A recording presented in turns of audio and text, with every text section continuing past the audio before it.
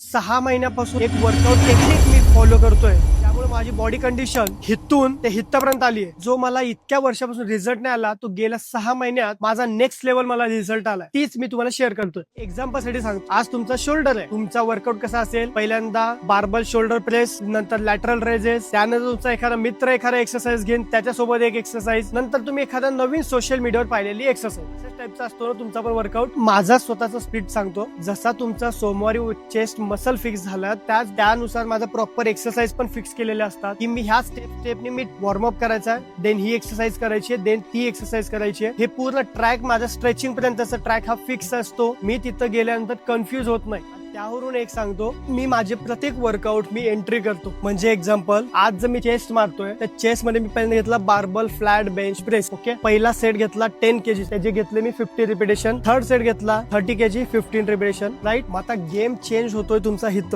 ज्यावेळेस तुम्ही next time chest flat bench press घेणार आहे, त्या टाइमला तुम्ही ट्रॅक केलेला मागचा एक्सरसाइज तुम्ही फॉलो करणार आहे. आणि जो फायनल सेट आहे त्याला 55 kg चे तुम्ही 8 रिपिटेशन घेतले होते, तर तुम्हाला ही डेडलाईन मिळलेली. एक तर तुम्ही 8च्या बदल्यात 10 रिपिटेशन घेणार आहे, नाहीतर 50च्या बदल्यात 55 kg घेणार आहे. म्हणजे तुम्ही मागच्या आठवड्यापेक्षा हा आठवडा हा तुम्ही एक्स्ट्रा पुश केलाच पाहिजे. त्यालाच तर प्रोग्रेसिव्ह ओव्हरलोड म्हणतात. ज्यावेळेस तुम्ही असा वर्कआउट ट्रॅक करताय, त्याच वेळेस तुम्हाला एक गोल मिळणार आहे किंवा तुम्हाला एक डेडलाईन मिळणार आहे. तर ह्या अशा मी सगळ्या एक्सरसाइज फॉलो करतोय. आणि हे 10 आठवडे, फर्स्ट एक्सरसाइज माझा बर फ्लॅट बेंच प्रेस असेल, तर तो 10 आठवडे फर्स्ट एक्सरसाइज माझा फ्लॅट बेंच प्रेसच असणार आहे. तर मी जर आता 50 kg जर 8 मारले, तर नेक्स्ट टाइमला जर 8च्या बदल्यात मला 6 गेले, पुढच्या वेळेस 6च्या बदल्यात 5 गेले, मी माझा ग्राफ हा डाऊन चाललाय. मी ग्रोथ नाही करत आहे. माझा एक्सरसाइज अप जातोय का स्ट्रेट आहे, का वर्कआउट माझी कंडिशन अशी आहे, ह्यावर कळते की मी माझी प्रोग्रेस करतोय का कॉन्स्टंट आहे, का मी डाऊन जातोय. तुम्हाला हा व्हिडिओ कसा वाटला, आणि हा व्हिडिओ मध्ये तुम्हाला थोडी तरी व्हॅल्यू प्रोव्हाइड झाली असेल, मला नक्की फॉलो करा. आणि आपण पुन्हा भेटू एक अशाच नवीन व्हिडिओ सोबत.